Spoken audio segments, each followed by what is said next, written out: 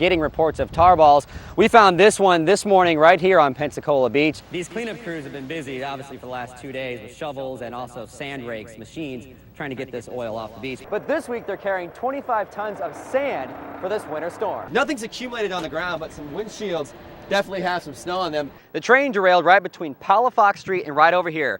Let's take a look. Down here is Rawson Lane. You can see deputies have started to block this area off. This morning, Nodine and his attorneys responded to the 5 allegations against him. They essentially denied the allegations. Police believe within the last 4 days, someone went from pole to pole and took away the memorials.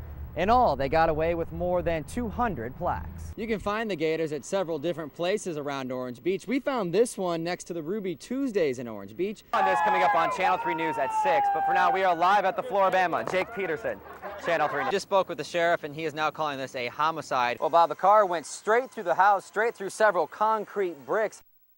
Pecan after pecan is shelled, then bagged at Alex Boussard's home-based business. He sells thousands of nuts every year. These are the best I've ever shelled. He sees dozens of customers daily. Sunday morning, he got his first buyer of the day. And well-dressed, dark hair, and that's about it. Nice-looking guy. The man was acting just like a regular customer, standing up just a couple of feet away from Alex, but then he demanded money. He demanded his pecan money.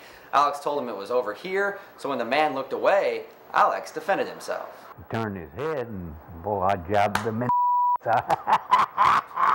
the suspect grabbed his behind and ran off. Man, you talk about run.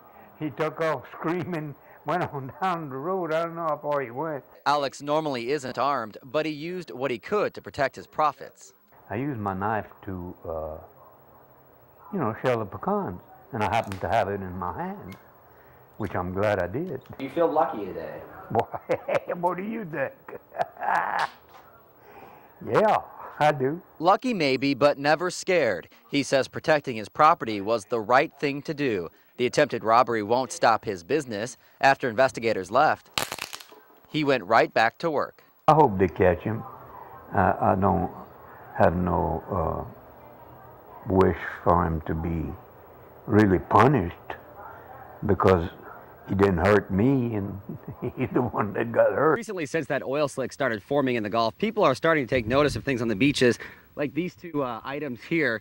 People thought they were tar balls, but we showed them to some researchers. Turns out these aren't tar balls. Scientists say several black objects washing onto the beach are being mistaken for tar balls. Beachgoer Lee Tu has dealt with the oily objects before. I've stepped on the tar balls before, and they will not come off your feet, your hands.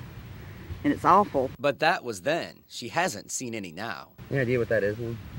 Looks like yeah, dirt, hard dirt or something.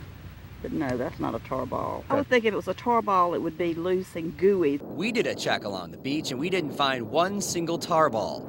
But the Coast Guard says they're here.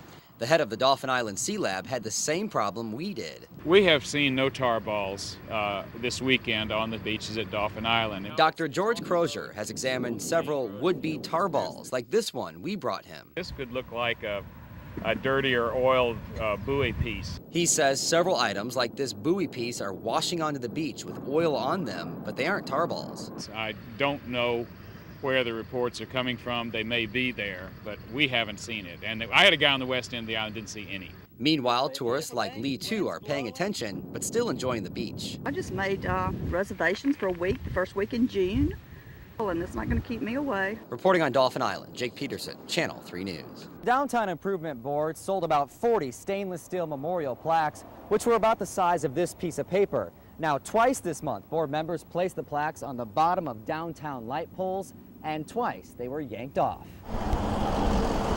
The Pelicans lining downtown Pensacola honor military branches. The poles surrounding them honor individual military members.